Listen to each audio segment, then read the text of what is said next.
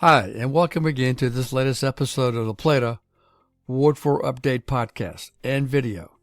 This is David Jenkins, the Plata Town Council member from Ward 4, and your host for this podcast and video, now also available on YouTube and YouTube Music. I want to talk in this episode about several things, specifically changes are coming, and then to provide you some updates about what's happening in the town in the upcoming couple of weeks. First, let me talk about my current Facebook page, which is entitled David Jenkins Ward 4 Update, and my podcast video series, of which this is part of, called La Plata Ward 4 Update. So this is going to be changing and evolving to a new site or new content and title and logo called Crosswalks, providing an independent and factual look at planning and development here in Southern Maryland, which includes obviously Charles County, Calvert, and St. Mary's, as well as the town of La Plata. So I will continue to bring you information about land use and zoning, economic development, housing, transportation, and all related issues to that. I will try to break down these policies and projects and the associated critical issues and decisions from these issues that impact and shape our community and our region, as well as our daily lives. And I hope to then also provide expert interviews and discussion sessions as well. Now, with the limited local news coverage, my hope is this new content, logo, and artwork called Crosswalks will hopefully fill the gap to inform and analyze and connect the dots about growth and development affecting Southern Maryland. So I ask you to stay tuned and as I transition to Crosswalks by May of 2025, when my current town council term ends, and hope to bring you even more insightful conversations about the future of our community here in Southern Maryland. And again, just as a reminder, as you know, I'm not running for office again, so this is why I'm going to be transitioning to a new title and content and related information on my social media platforms. Then I want to now transition to some updates. The first one is about the upcoming town elections. You can see from this slide, this is a synopsis of the election schedule. So you can see we're fast approaching the deadline for those who want to file for office. They need to file by March the 3rd. We see my cursor. They call it certificates of nomination. That essentially is just filling out the application and then providing a financial disclosure form. And that needs to be, as you can see here, into the town clerk or the Director of Legislative Services, Kelly Phipps, by end of business for 4 o'clock on March the 3rd. Now, the next date is, there may be a primary, and that's dependent upon if there are more than two candidates that file for a position, whether it be for mayor or one of the 4 ward seats. For instance, when I ran in 2021, 3 people filed for that vacant seat in Ward 4. So as a result, there was a primary for the 3 of us. In this case, it's going to be on March the 17th, 2025, if needed. And then the top 2 vote getters, they move on to the general election, which is May the 6th. And I want to highlight a significant change in the voting hours on the general election day, which again is May 6th. The election is held at the town hall, and now the voting hours are from 7 a.m. to 8 p.m., so you have all day to come out and vote for the candidate of your choice. So as of today, and today's date is February 24th, I'm aware of the following filings have been made. There's been 1 filing for mayor, which is the current mayor, Janine James. There are 2 folks who have applied in Ward 3, and then 1 candidate has filed for Ward 4, which is my district. And let me go on and show you, if you can see this, the updated town ward map. This was corrected or updated in October of 2024.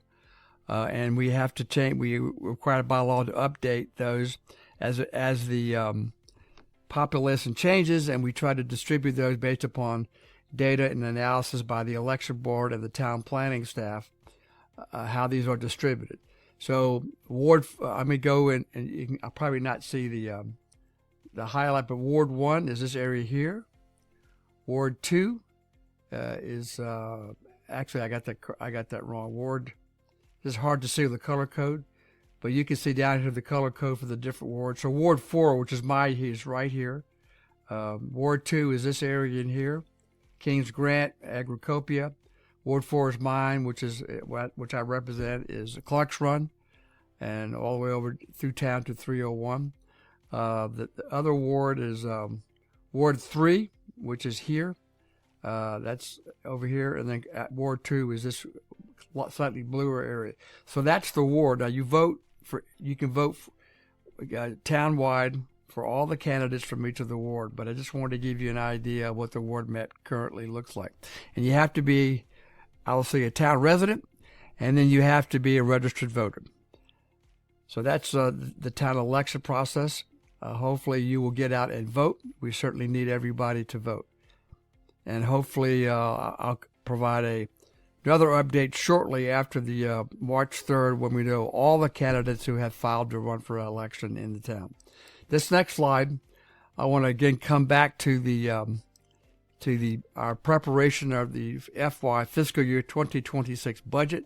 I know I posted this earlier on a video podcast that I posted on December 16th, 2024, entitled La Plata Fiscal Year FY26 budget process, but I just wanted to remind you that this is an important process that has started in terms of the Finance Office has developed budget worksheets. Then in January, the departments need to update their budget worksheets and prepare their individual department budgets. Sometime during the week of the January 27th through the end of January, the town manager, interim town manager, and treasurer meet to discuss all the budgets from the departments. Friday, somewhere around between February 3rd and the 14th of this month, February, the treasurer and the town manager will then meet directly with the department directors to align the budget, set our priorities, and I believe that's already occurred. And then we, because of a new finance committee that we have in place, they will then have the opportunity to have their first review of the operating budget, and they have to provide feedback back to the finance director by March the 3rd. And then the first time that the town council will actually see a draft budget will be March 11th at a town council meeting, where we'll be given the first opportunity by the council to review a proposed operating budget for fiscal year 2026. And I hope to, in and around that time, provide additional information of the material that I receive, and that is public information, so I'll be able to provide you an updated podcast and video. Then later on in March, we'll then review, we'll have a further meeting and discussion a week later on March the 18th to talk about the budget. And then we get to review the town budget for the budgets for the enterprise funds, which are water, sewer, and sanitation, and which are all the enterprise funds, and stormwater management. So I just want to give you kind of a snapshot. There's later dates, and I'll get back to those in a next podcast or video. But I just wanted to kind of focus on what's going to happen shortly within the next month as we review the budget process.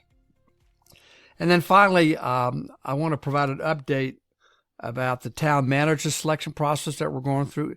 Just as a reminder, our town manager was not fired. That some folks were spreading by rumors.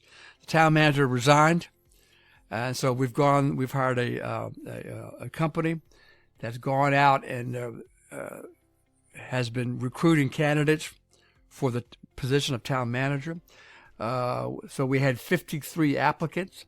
So the council met in a closed session where we reviewed the top, what the consultant thought was the top 10 applications.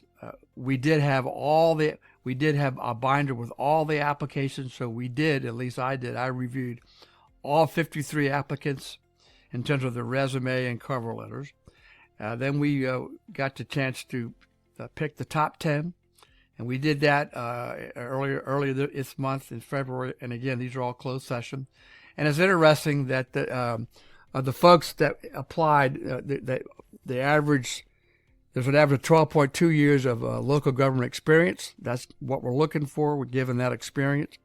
So upcoming on March the 5th, let me backtrack a little bit. After our meeting on the 12th of February, we agreed that we would then move forward and interview 5 candidates, the top 5.